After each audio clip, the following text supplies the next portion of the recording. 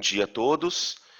Essa aula, então, a gente vai trabalhar a terceira parte da termologia, que é basicamente a abordagem matemática do que a gente estudou na parte 2. Né? A parte 2 a gente dedicou ela basicamente a entender como é que o calor pode ser transferido de um corpo para outro.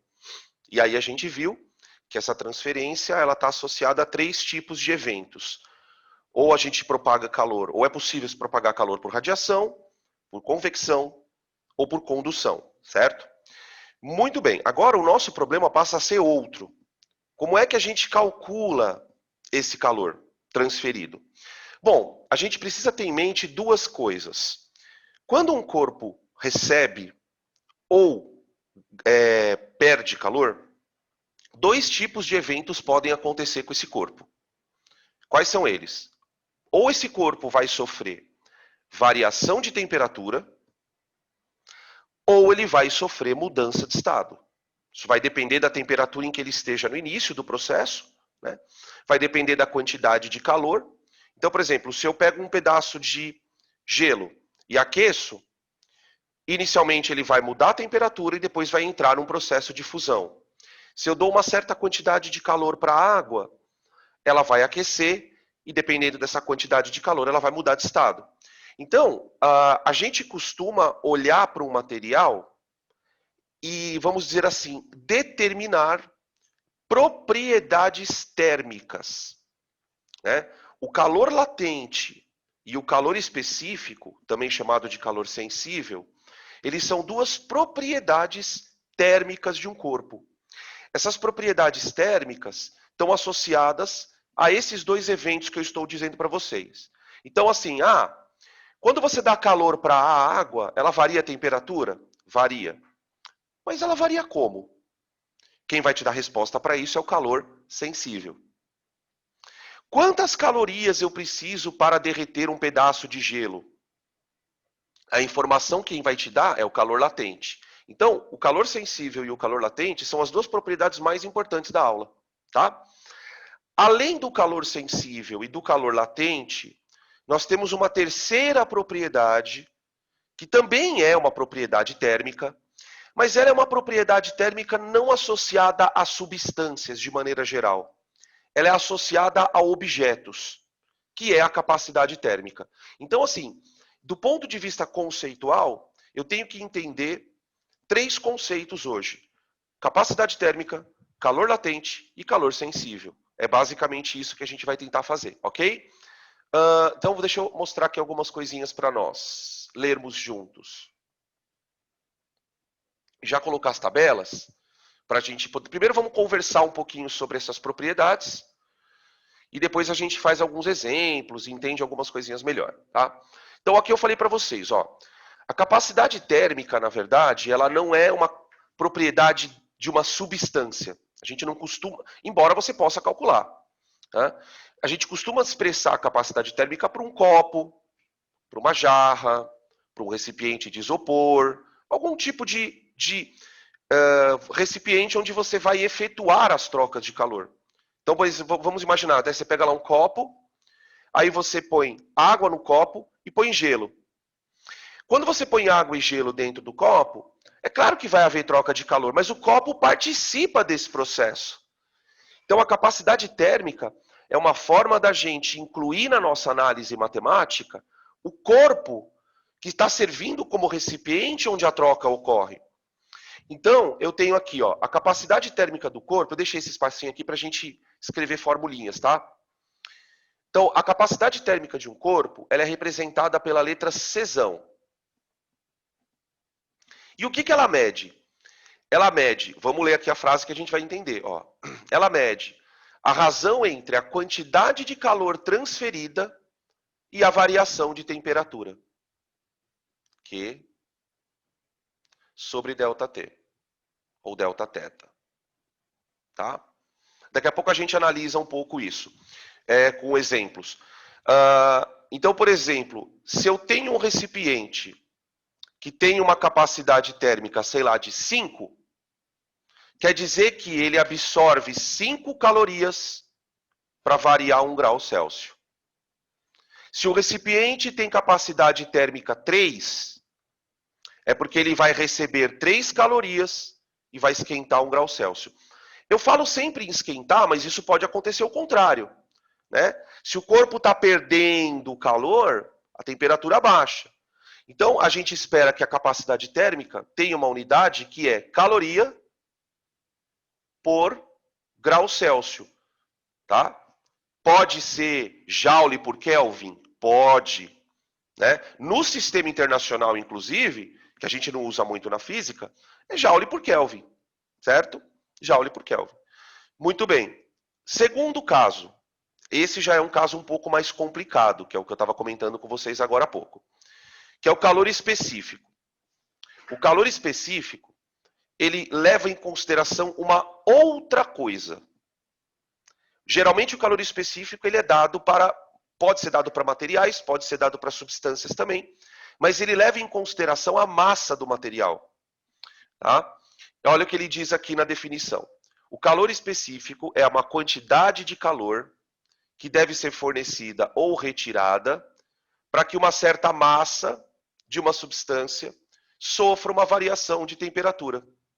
Então, a gente representa o calor específico assim, ó. Quantidade de calor que uma certa massa precisa para variar sua temperatura. Tanto para mais como para menos. Tá? Beleza? E aí a gente observa uma relação entre essas duas grandezas, né? Porque elas querem dizer quase a mesma coisa. Talvez o calor específico seja uma grandeza mais detalhada, porque ele leva em consideração a massa. Tá?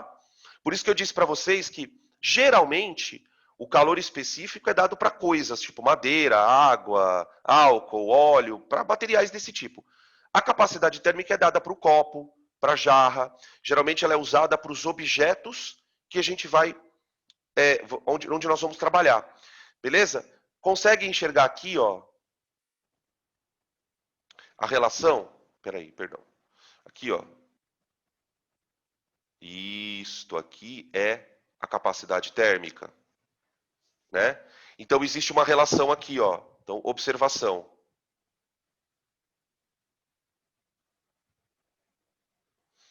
Eu posso dizer que Czinho é igual a Czão sobre M. Ou, como aparece muitas vezes em livros, né? Czão é igual a MCzinho. Eu não acho muito importante você decorar essa fórmula, até porque ela é meio... A gente acaba chegando nela só colocando as duas na nossa frente, né? Então, se puder economizar um espacinho no nosso HD, vale a pena. Tá bom? Beleza. Aí, vamos dar uma olhada. Bom, depois a gente olha essa tabela. Depois a gente analisa a tabela, tá? Que eu vou colocar outro slide lá. E o terceiro tipo de grandeza térmica que a gente usa, né, para avaliar termicamente um material, já é uma grandeza associada à mudança de estado. Então, a capacidade térmica é mais para um objeto. O calor sensível, ele leva em consideração a massa do corpo e o quanto ele precisa de calor para esquentar ou esfriar. Já o calor latente, ele é uma grandeza bem simples. Quando uma substância vai mudar de estado, é preciso fornecer energia para ela. E por que isso acontece? Porque a mudança de estado, ela envolve uma mudança na organização da substância, das moléculas. Lembra que nós comentamos na aula de ontem que dentro de um sistema de muitas partículas, a gente tem dois tipos de energia.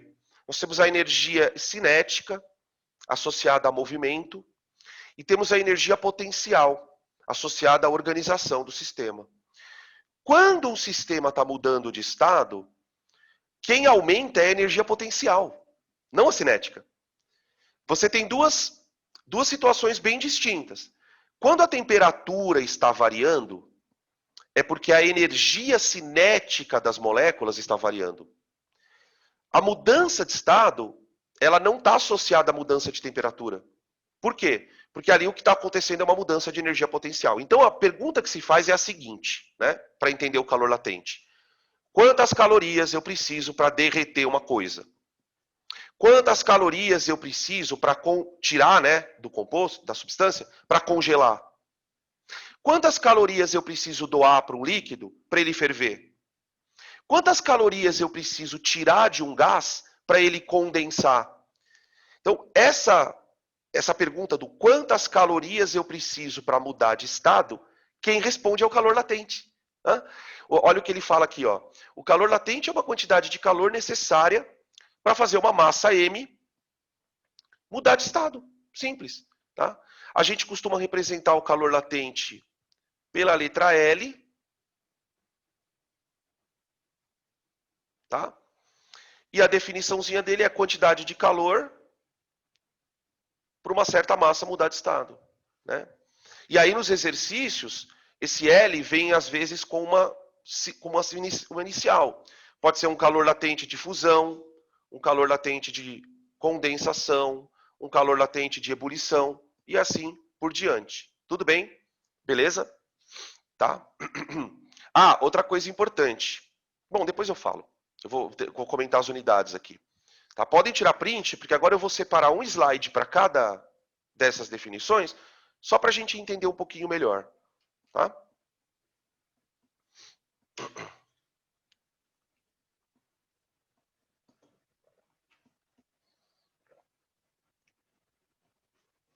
Pronto. Bom, vamos falar um pouquinho da capacidade térmica, né? Por exemplo, vamos imaginar o que está acontecendo aqui dentro desse copo. Eu coloquei aqui uma fotinho de um chazinho, tal, com gelo e um copo. Ok. A gente sabe que dentro desse sistema vai haver troca de calor. Ah, por quê, Danilo? Porque tem diferença de temperatura. Só que nessa troca de calor, o copo vai participar. Então, eu posso, por exemplo, dizer assim, olha... Peraí. Eu posso dizer assim, olha, o meu copo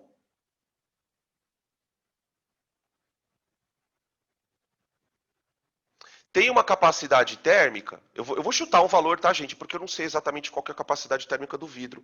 Posso até procurar aqui. Peraí. Vamos ver se eu acho aqui. Capacidade térmica vidro. Eu acho que deve ser meio alta.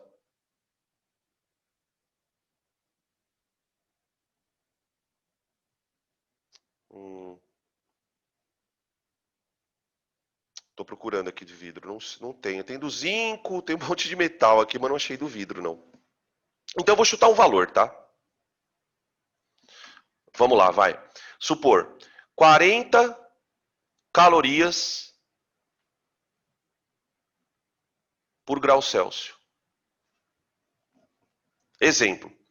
Ah, e o que isso quer dizer, Danilo? Isso quer dizer o seguinte, olha. Se o copo for participar da troca de calor, e ele vai participar, ele pode esquentar ou esfriar, certo? Então, o que a gente imagina em termos de conceito? Para aumentar sua temperatura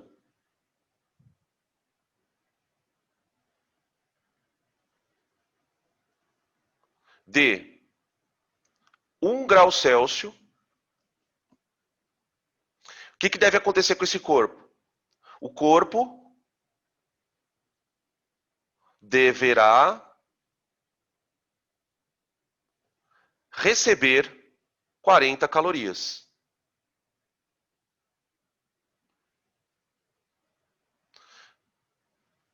Ou, para diminuir sua temperatura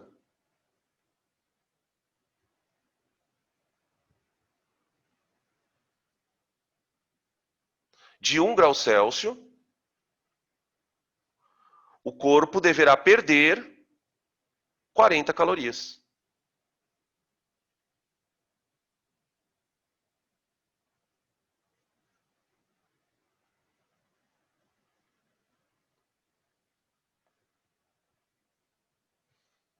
Tá? Tranquilo? Por que essa capacidade térmica é importante? Porque vocês vão se deparar nos exercícios com duas situações, né? Aqueles probleminhas de troca de calor. Eu pego, sei lá, eu pego ferro, água, gelo e coloco dentro de um copo. E aí o cara quer saber a temperatura final de equilíbrio, né? Aquele tipo de problema bem característico. Quando o corpo tem uma capacidade térmica relevante, ele vai ser analisado junto com a troca de calor. Então você não vai pensar só na troca de calor dos materiais que estão lá dentro. O copo vai participar. Então essa é uma situação. A outra situação, que é a que a gente torce para acontecer, é que o exercício diga para você a frase mágica. Qual é a frase mágica? Considere que o corpo tem capacidade térmica desprezível. O que isso quer dizer, gente? Qual a diferença de você analisar um problema onde um corpo tem uma capacidade térmica ou não tem? Quando o corpo não tem, é como se ele não existisse no processo. Né? Você vai imaginar a troca de calor sem pensar no copo, sem pensar na jarra, sem pensar no frasco ou o que quer que seja. Tá bom? Existe algum recipiente na prática assim? Olha, tem recipientes que se aproximam disso. Né? Por exemplo, o isopor é um recipiente muito bom para fazer experimento de termologia. É um material bom para fazer. O isopor ele não permite troca de calor. Do ponto de vista térmico, ele é quase que inerte, né? Ele não esquenta. Tanto é que a gente usa isopor para resfriar as coisas quando vai usar um cooler, tal, aquelas coisinhas. Então, a ideia é, eu tenho recipientes ideais e tenho recipientes reais, como sempre, né? Tudo tem essa coisa do real ideal. Tá? Um caso onde isso se aproxima é o nosso bom e velho calorímetro. O calorímetro, a gente fala dele em dois momentos. Esse é um. O outro vai ser na termoquímica, quando a gente for falar de ΔH, variação de entalpia e tal. Aqui você tem um esquema de um calorímetro, que é um experimento basicamente para você fazer, é um recipiente para você fazer experimentos relacionados a calor. Então, você quer fazer um cálculo de troca de calor, você quer calcular, por exemplo, quanto que uma reação de combustão libera de calor, tá? Por exemplo, para a gente definir ΔH, variação de entalpia, o calorímetro é a coisa mais importante, tá? Beleza? Os calorímetros ideais, os calorímetros que a gente ouve, né, nos exercícios e que tem laboratórios, eles são recipientes que se aproximam de capacidade térmica zero. Então, na hora de fazer o balanço energético, que a gente vai chamar daqui a pouquinho, eu não vou me preocupar com ele, tá? Beleza? Então, fiquem atentos quando forem ler as informações para se o calorímetro tem capacidade ou se ele não tem, tá? Porque isso vai ser colocado na hora da conta. Tranquilo?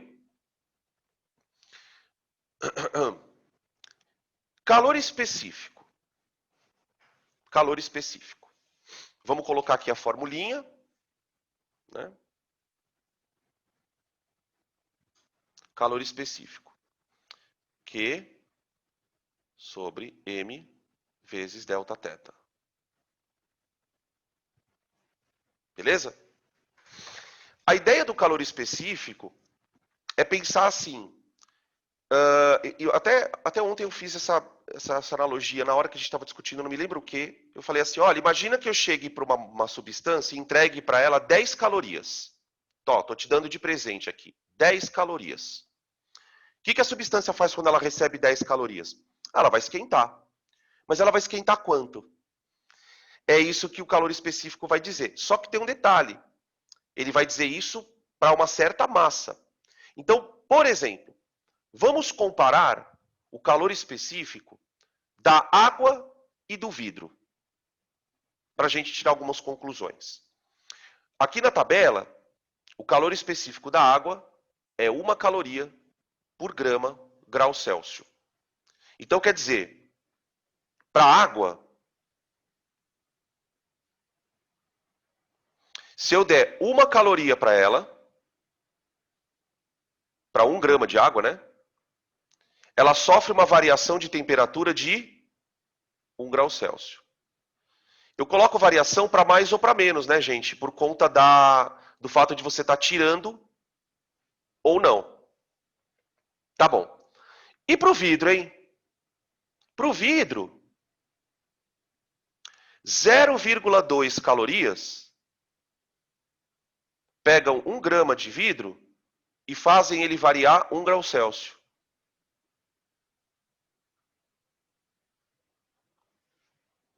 Certo? Então tenta imaginar uma coisa aqui, gente. Suponha que você tenha 1 grama de água, 1 grama de vidro, ok? Se eu der para os dois 10 calorias, quem esquenta mais? Quem esquenta mais? O vidro, concorda? Porque a água, com aquelas 10 calorias, ela consegue variar 10 graus Celsius. Porque ela precisa de uma para variar 1 grau Celsius. Já o vidro precisa só de 0,2 calorias. Tá? Então, qual dos corpos apresentará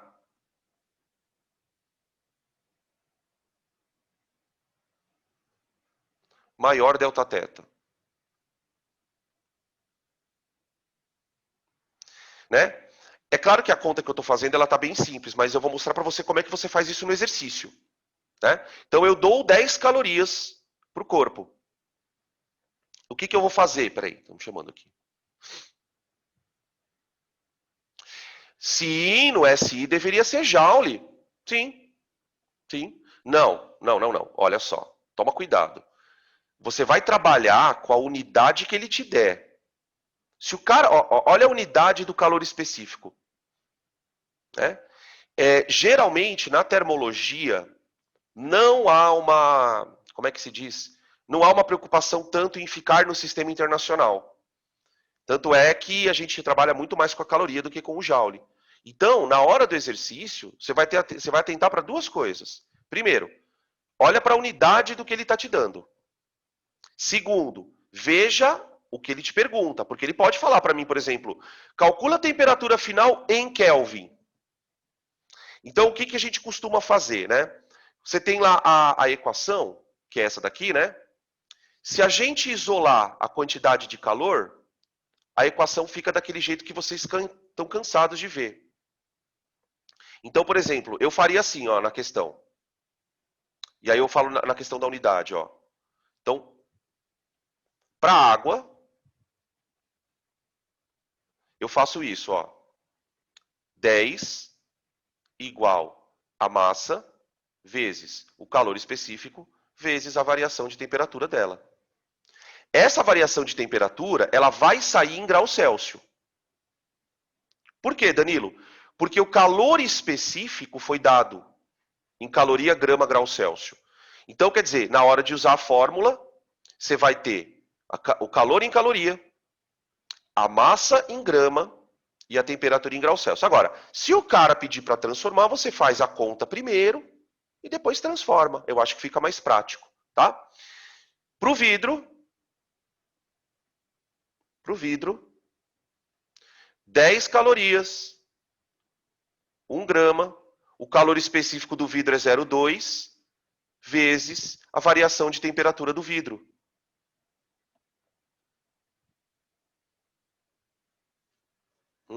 Tá bom?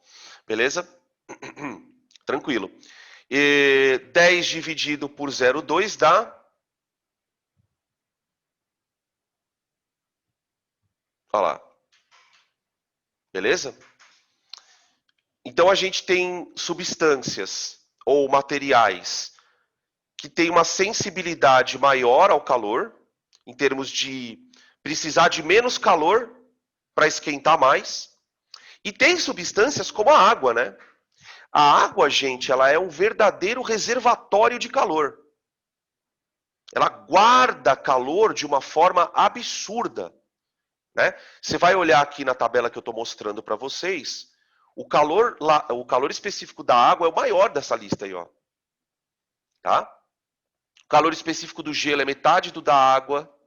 Então, quer dizer, se você der 10 calorias para a água e der 10 calorias para o gelo, O gelo consegue variar mais a temperatura.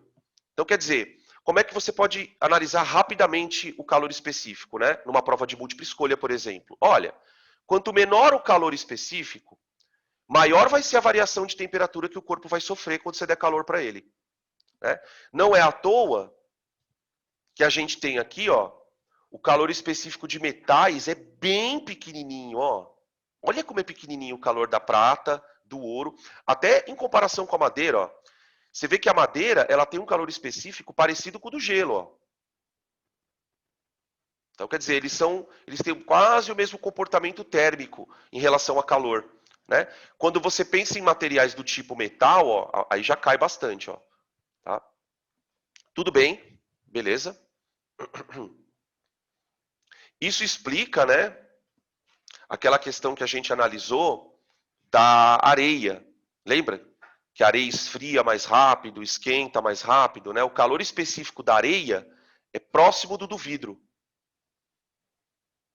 Então, tipo assim, imagina a areia recebendo 10 calorias, imagina a água recebendo 10 calorias.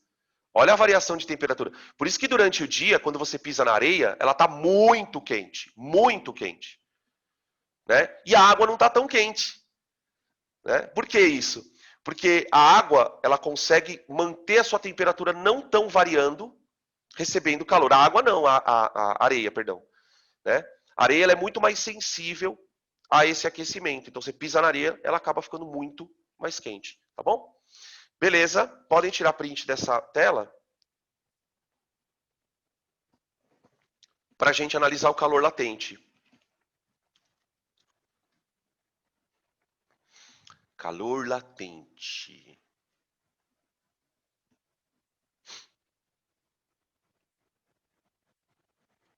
Aqui.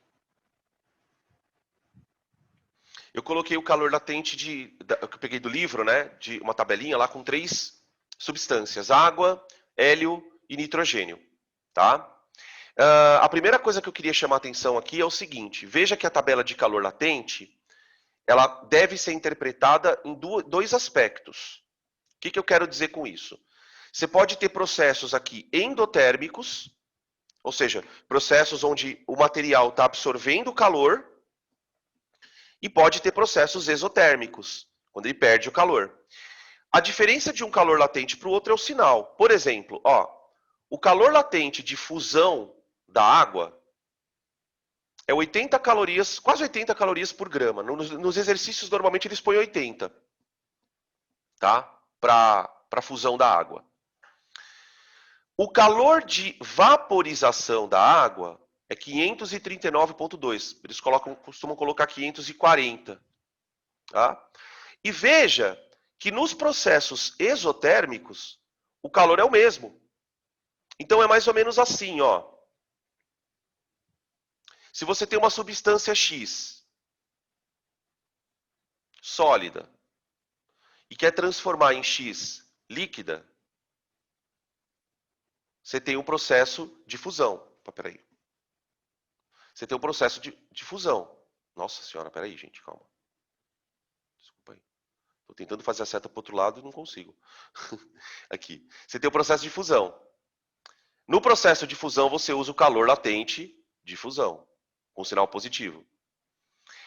No processo de solidificação, o corpo vai perder calor para poder solidificar. Então você usa o calor latente de solidificação. Tá?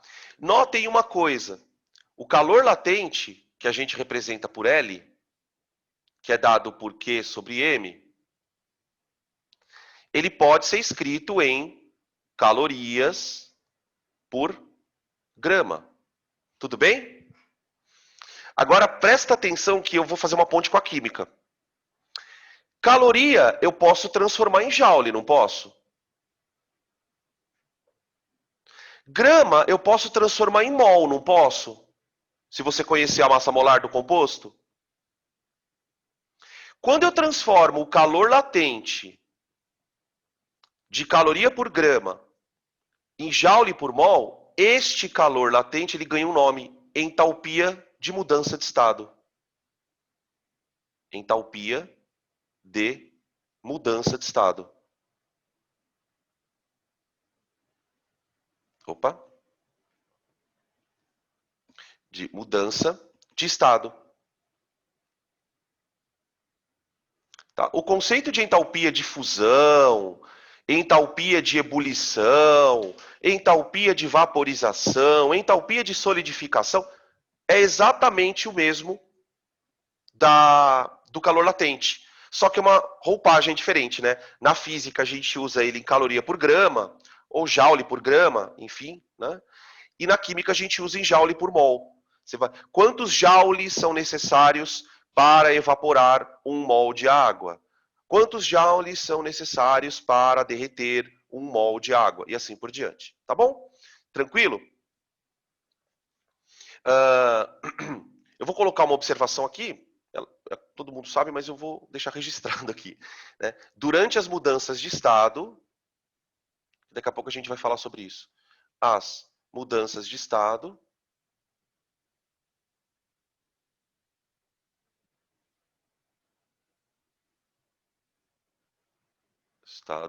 não há variação de temperatura.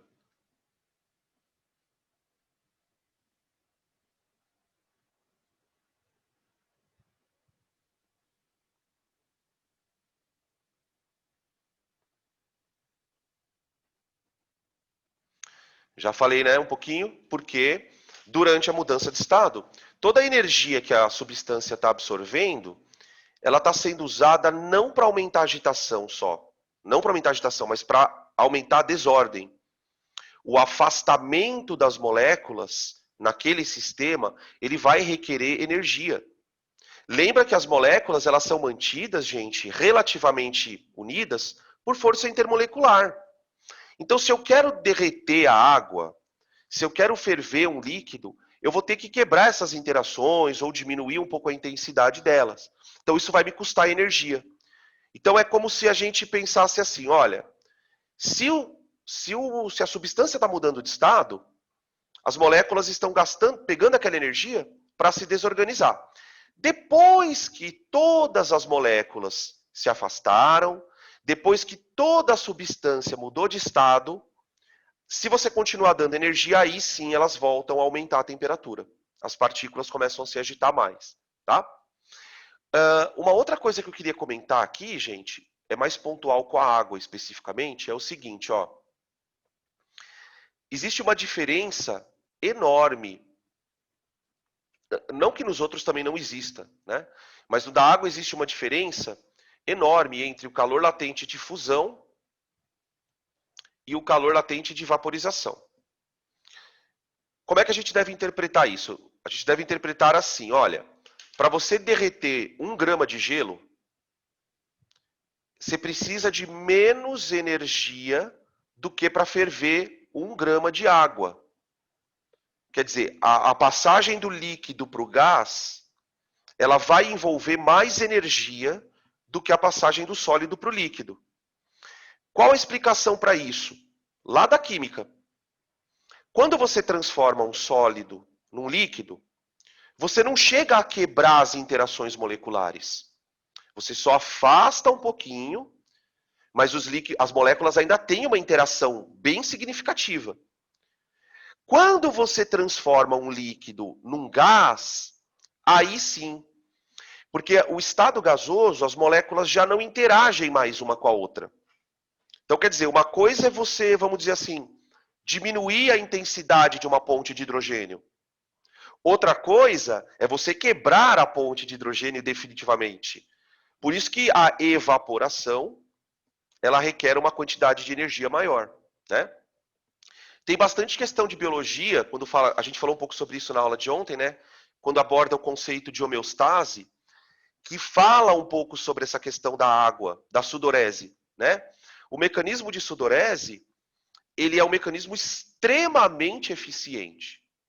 Gente, cada grama de água que você sua rouba 540 calorias da sua pele. Não é pouca energia, é muita energia. Então, num processo em que você está fazendo uma atividade física, ou então está num ambiente muito quente, o reflexo da sudorese ele é justamente para manter a temperatura do corpo constante. né? Para manter aquele fluxo que a gente falou na aula passada, né? Eu preciso perder calor. Eu preciso perder calor. Então, o que eu faço? Eu transpiro. Transpirando, eu coloco na minha pele um líquido de calor latente altíssimo, quer dizer, ele rouba bastante calor para mudar de estado, e é justamente essa perda de calor que mantém a minha temperatura aproximadamente constante, tá bom? Você tem vários mecanismos neurológicos, né, que estimulariam a sudorese. Por exemplo, o nervosismo estimula a sudorese. Quando a gente está nervoso, a tendência é que a gente aumente um pouco a sudorese, né? A descarga de adrenalina, de noradrenalina, ela tem toda uma ação sistêmica e uma das ações é aumentar a sudorese, né? Tem muita gente que fica com a mão suando, né? Eu, por exemplo, quando eu estou nervoso, eu fico um pouco com a mão suando, mas curiosamente o meu pé transpira. Eu chego a ficar, às vezes, com o pé meio úmido, incomodando assim, sabe? É um negócio muito louco. Tá bom, gente? Beleza?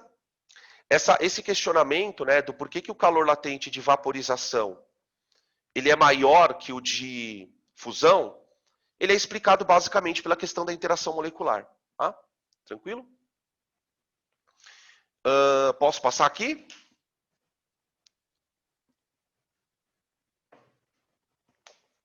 Vamos lá. Bom, vamos pegar um exemplinho aqui para a gente brincar um pouco. Isso aqui não é exercício ainda, tá?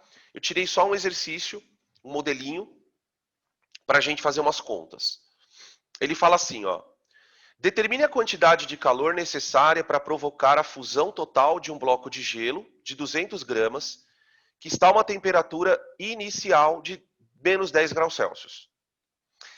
Elabore um gráfico que ilustre a variação de temperatura com o calor fornecido. Então, aqui a gente vai ter a oportunidade de usar as duas grandezas térmicas, o calor sensível e o calor latente. Notem que em nenhum momento ele faz referência ao recipiente onde está o gelo. Né? Então, assim, é óbvio que para eu transformar o gelo em água, eu quero derreter o gelo, eu vou precisar colocar ele num copo, num recipiente. E eu vou ter que aquecer todo mundo ali. Então, neste processo, o recipiente, teoricamente, está trocando calor também. Só que eu não estou considerando. Então, seria uma situação onde o recipiente tem capacidade térmica desprezível. Então, o que a gente tem? Vamos desenhar uns negocitos aqui, ó. Eu tenho aqui um cubinho de gelo.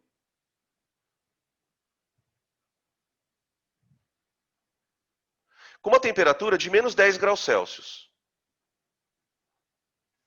Tá? E eu quero derreter esse gelo. O processo de fusão ele não acontece de uma hora para outra. São etapas.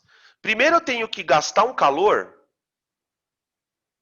que eu vou chamar de Q1, para pegar esse gelo e levá-lo até 0 graus. Por que, Danilo, você quer levar ele até 0? Porque senão ele não derrete. Senão ele não derrete. Só que eu vou gastar um calor. Muito bem. Depois, eu vou ter que gastar um outro calor, Q2, para derreter o nosso queridão.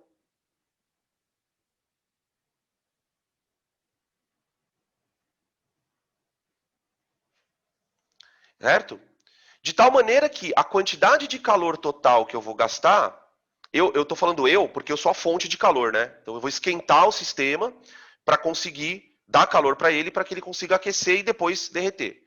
Então, eu vou fazer o cálculo em etapas, ó. Q1 é igual a massa do gelo vezes o calor específico do gelo vezes a variação de temperatura dele. Certo? Isso aqui vai dar Q1 igual a... Eu vou usar os dados da tabela que eu mostrei para vocês nos slides anteriores. Tá? Naquela tabela, o calor específico do gelo é meio. Então, eu vou escrever 200 vezes meio vezes 10. Tá? Que dá 200 vezes meio dá 100, vezes 10 dá 1000. 1000 calorias. Ok? Tá. Depois, eu vou calcular o Q2.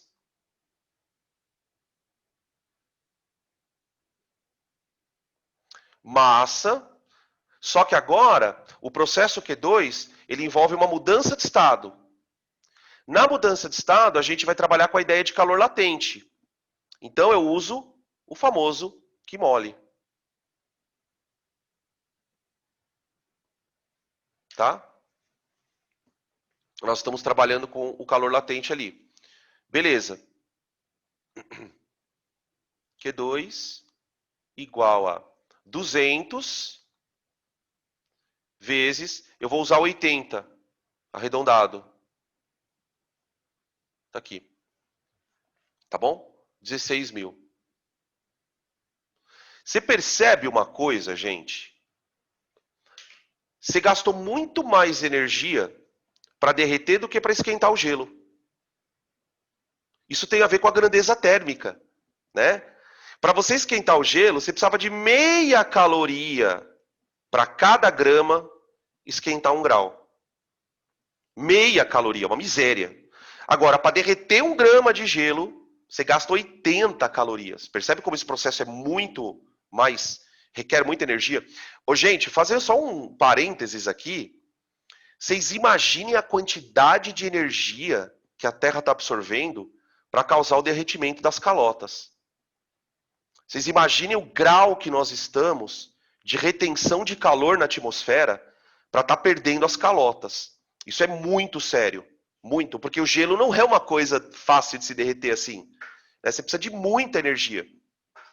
Tá? Beleza. Eu estou chamando a atenção disso porque, de repente, vocês podem encontrar uma questão que relaciona esse tipo de coisa com o aquecimento global. Né? Enfim. Beleza? E aí eu coloquei aqui um sisteminha de eixos para a gente poder montar o gráfico. Tá? Eu coloquei o eixo X um pouquinho para cima, porque a gente vai partir de uma temperatura negativa, né? O gelo está inicialmente a menos 10 graus Celsius, vai a 0 e depois ele derrete, ok?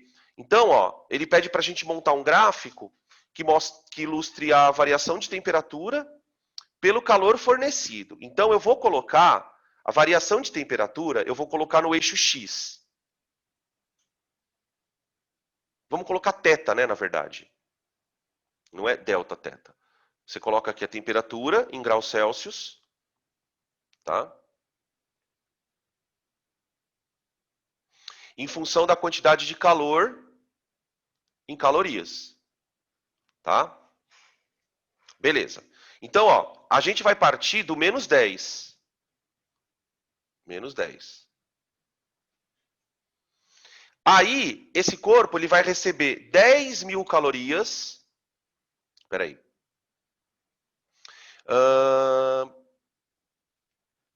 2 ursinhos polares e eu estava no meio, então, provavelmente.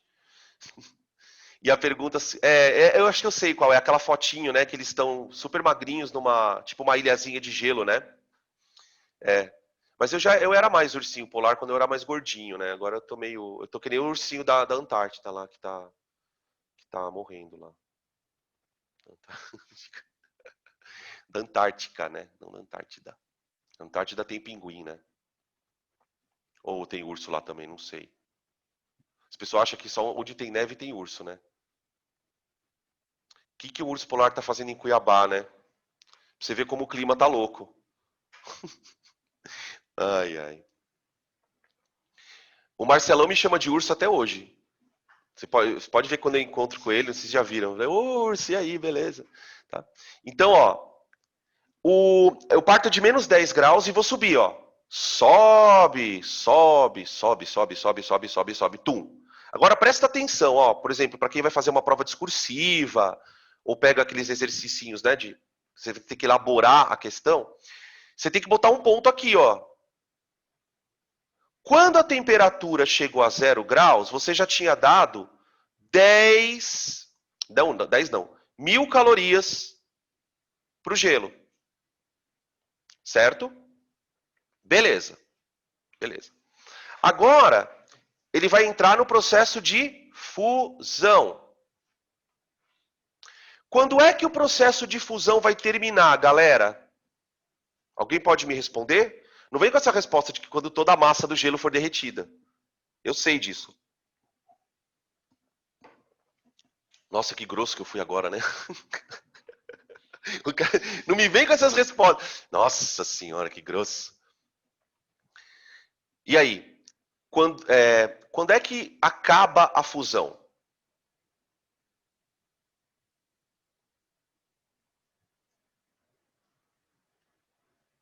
Exatamente, quando o Q for 17 mil. Por quê? Porque para completar a fusão, eu vou ter que gastar 16 mil calorias, ó. 16 cacau. Então, quer dizer, quando chegar no 17 mil, acaba a fusão. Tá bom? Claro que se eu continuar dando calor, o trem sobe. Tá? O trem sobe. Agora deixa eu fazer uma pergunta bem interessante, hein? Como pensando na Marie. Eu quero saber se a curva 1, o trecho 1, né, do gráfico, e o trecho 2 devem ter a mesma inclinação ou não, porque, se não, quem é mais inclinado, quem é menos inclinado, como é que eu sei isso? Tipo assim, faça uma redação sobre a inclinação dessas duas retas aí, de 30 linhas, com proposta de intervenção, por favor. O que a inclinação desse tipo de gráfico vai mostrar para a gente?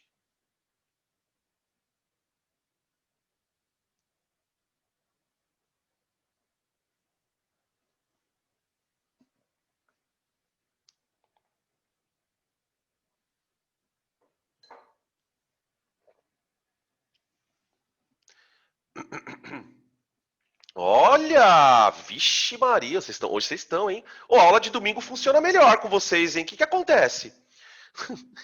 Tem a ver, é isso mesmo, Fer. Tem tudo a ver com o calor específico. Veja só, o gelo, ele tem um calor específico pequenininho, não é?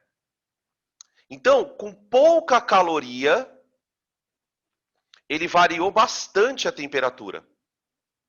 Então, essa inclinação, ela dá uma relação, dá uma ideia do quão o calor específico de uma coisa é alto ou não. A água, espera um pouquinho só.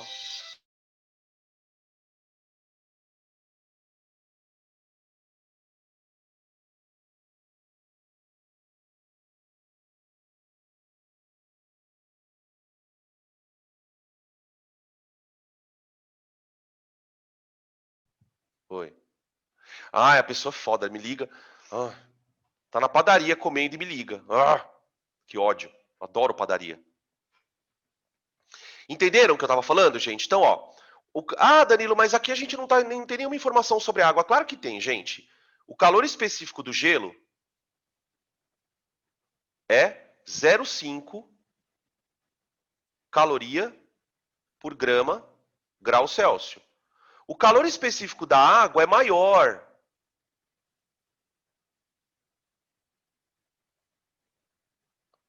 Então a água é mais difícil de esquentar, não é? Pensa assim, a água é mais difícil de esquentar. Se ela é mais difícil de esquentar, a curva dela deve ser mais caída. Tá? Então, nesses gráficos de subidas, assim, gente, a inclinação tem a ver com o calor específico, né? Esse gráfico eu acho ele muito significativo porque assim, ele é simples, não é um gráfico. Mas a gente estuda ele na química toda hora. A primeira aula de química do curso foi sobre esse gráfico. Lembra? Que a gente falava sobre mudança de estado, processo endotérmico, exotérmico. O que a gente está fazendo aqui é dando um tratamento matemático para a coisa. Tá bom? Tranquilo? Deu para pegar mais ou menos a ideia? Podem tirar print para a gente ir para as trocas de calor. Troquinha de calor.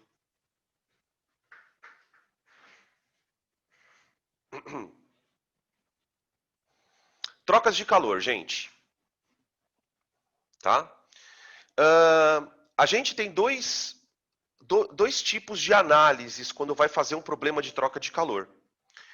Nos dois tipos de análise, a gente vai usar o mesmo conceito. Tá?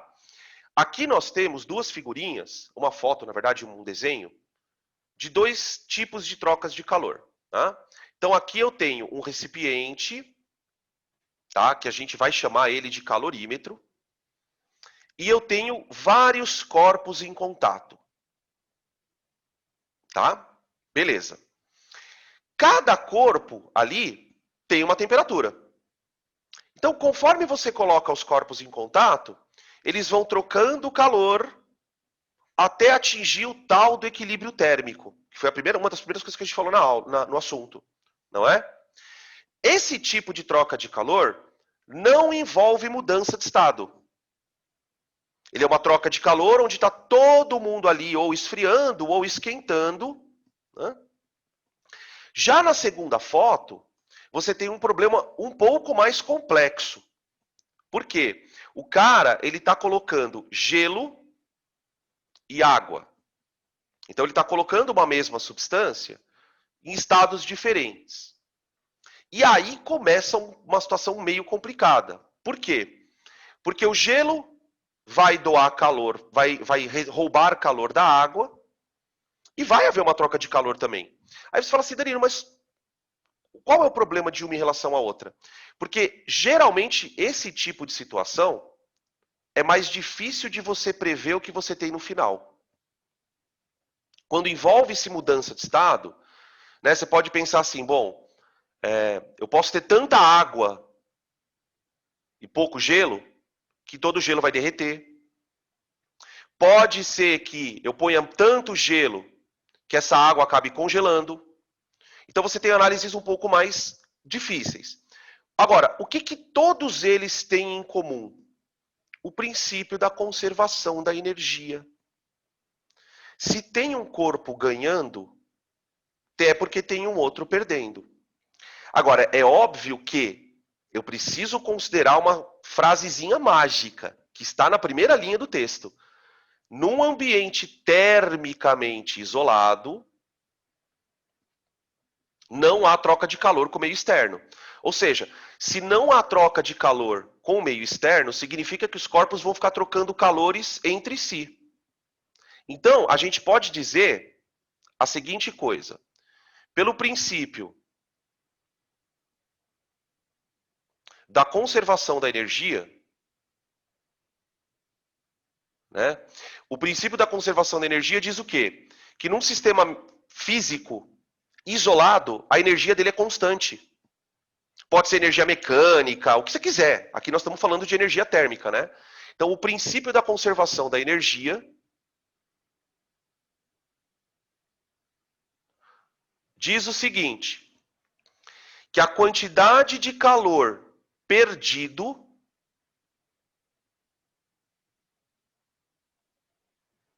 em módulo,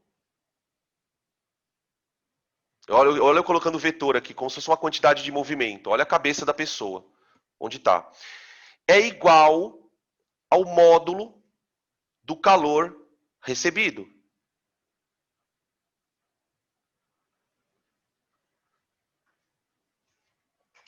Tá? O calor perdido por quem vai esfriar, o calor recebido por quem vai esquentar. É basicamente essa a ideia. Por que eu gosto de colocar o calor em módulo? Pelo seguinte, pessoal. Como é que eu calculo esse calor? Ou por que macete ou por que mole. Só que dependendo da situação, por exemplo, quando um corpo esfria, o calor, para que ele esfrie, o calor tem que ser perdido. E esse calor ele é matematicamente diferenciado do calor ganho pelo sinal. O calor perdido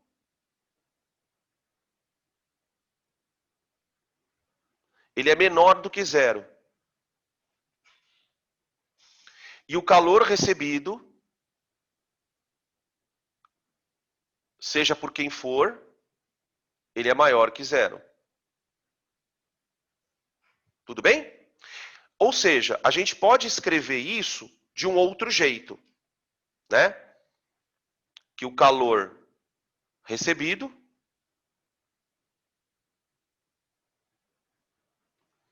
é igual a menos o calor perdido.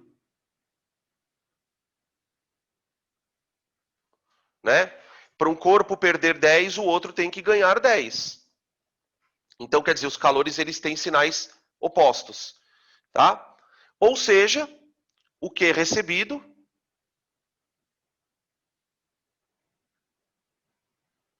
mais o Q perdido tem que dar zero.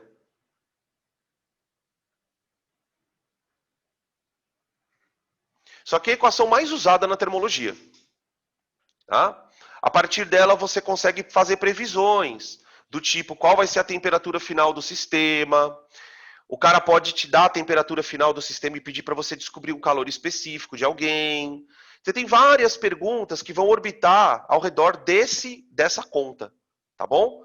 Beleza? Tranquilo? Eu quero mostrar para você. Podem tirar print aqui, que eu quero mostrar para vocês um fluxograma que eu também peguei do livro, que faz uma análise um pouco mais detalhada, gente, desse caso aqui, ó. Porque vocês vão perceber que esse caso aqui ele é mais simples. Tipo, você mistura um monte de sólido, tá todo mundo sólido, continua sólido e pronto. As mudanças de estado sempre são mais delicadas, tá? Então vou mostrar para vocês aqui uma análise, ó. Esse aqui é para quando tem mudança de estado, ó. Peguei água e gelo. Peguei água e gelo. Misturei. Tá? Peraí. Volto sim, peraí.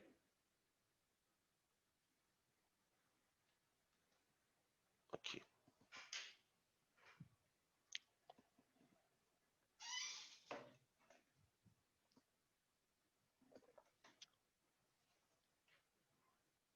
Beleza. Beleza. Ó, vamos voltar aqui. Ó, quando a gente tem uma mistura de água e gelo, o livro coloca água e gelo, gente, porque é quase sempre água e gelo que os caras põem. Tá? Você tem três possibilidades, ó. Primeira possibilidade, você colocou é que aí tem várias discussões que você pode fazer, né? Se você misturar água e gelo e no final tem só gelo, você pode pensar que isso aconteceu por quê? Ou porque você tem muito gelo e pouca água, ou porque a temperatura da água já está muito próxima de zero, ou porque a temperatura do gelo está muito baixa. Então você tem várias combinações de eventos que geram esse resultado. Tá? Outra situação que é mais comum é a situação em que, ou porque você colocou muita água, ou porque a água está muito quente, né? Ou porque tem pouquinho gelo, o gelo já está próximo de derreter, derrete tudo e a temperatura fica positiva. Tá?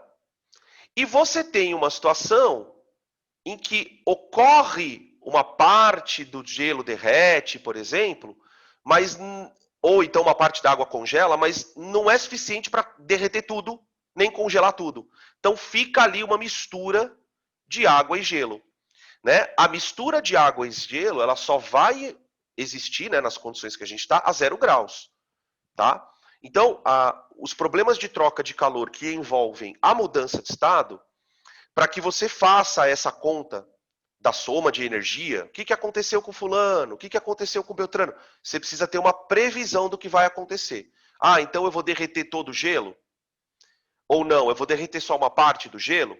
Tá? Geralmente o exercício vai meio que contando isso. Ou às vezes ele dá alguns dados que fica claro que o que vai acontecer. Tá? Por exemplo, imagina uma situação assim, ó. Eu tenho 10 gramas de gelo a menos 3 graus e tenho 500 gramas de água a 40 graus. O que vocês acham que vai acontecer aqui?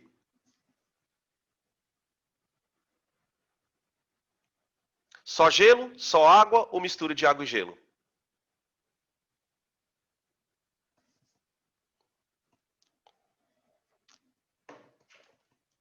Deixa eu ver aqui. Entenderam? É isso que eu estou falando. Sacaram? O exercício, às vezes, ele não fala o que vai acontecer, mas ele dá dados que te permitem arriscar com bastante segurança, tá? Quando ele dá dados que tornam a análise um pouquinho confusa, a gente tem como resolver esse problema também. Daí a gente vai fazendo por balanço energético, tá? A gente vai se pegar algumas situações aqui para isso. Tranquilo? Beleza? Podem tirar print dessa tela? Só tirar isso daqui. Opa, perdão.